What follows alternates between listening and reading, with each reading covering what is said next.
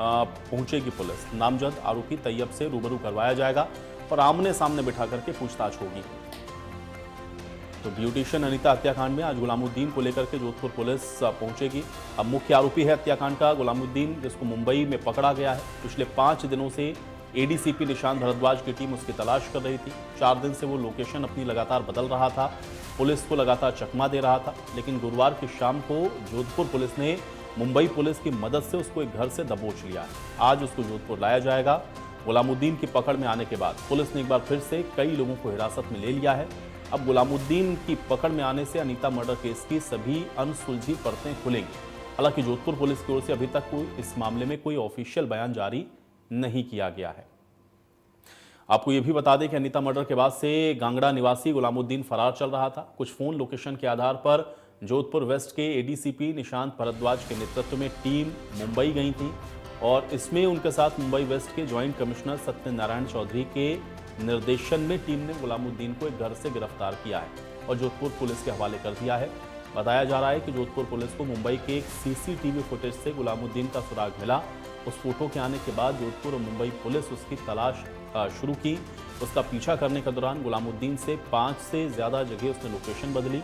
अनीता की हत्या के बाद से पुलिस के सामने कई सवाल चुनौती बने हुए थे। सबसे बड़ा सवाल यह था कि सुनीता के पति मनमोहन की कॉल रिकॉर्डिंग अब गुलामुद्दीन के जोधपुर आने का इंतजार है, जिसके बाद ये सभी अनसुलझी जो गुत्थियां हैं वो सुलझी।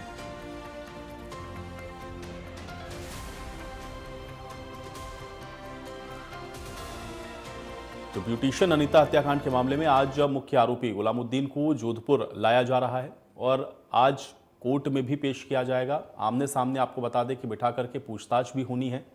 अब देखना यह है कि इस पूछताछ में क्या कुछ और जो चीज़ें हैं वो निकल करके सामने आती हैं, क्योंकि ये जो हत्याकांड है वो अपने आप में बेहद उलझा हुआ है।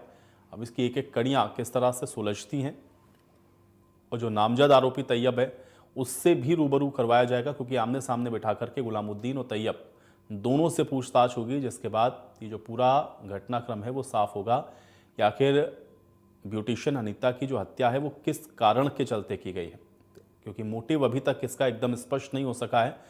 अब आज गुलामुद्दीन को लेकर के जोधपुर पुलिस पहुंचेगी और उसके बाद जो पूछताछ होगी उसमें यह स्पष्ट हो पाएगा कि ये जो पूरा हत्याकांड है उसको कैसे अंजाम दिया गया है, मुख्य आरोपी ने क्या वजह थी जिस वजह से इस हत्या को अंजाम दिया है, इसमें क्या और लोगों की भी संलिप्तता थी, कौन कौन और इसमें शामिल था। ये तमाम ऐसी चीज़ें हैं जो कि एक के साथ एक जुड़ी हुई हैं और अब देखना यह है कि पूछताछ में आरोपी गुलामुद्दीन कौन से राज ऐसे हैं जिसको उगलता है और क्या कुछ अब उसके द्वारा बताया जाता है। और अब जब तैयब के साथ आमने सामने बैठ करके पूछताछ होगी तो दोनों के ही वर्जन देखने होंगे कि क्या रहते हैं और उसके बाद पुलिस किस निष्कर्ष पर पहुंचती है, इसका भी इंतजार है। और अब देखना यह है कि इस हत्याकांड में अभी आगे और क्या खुलासे होंगे।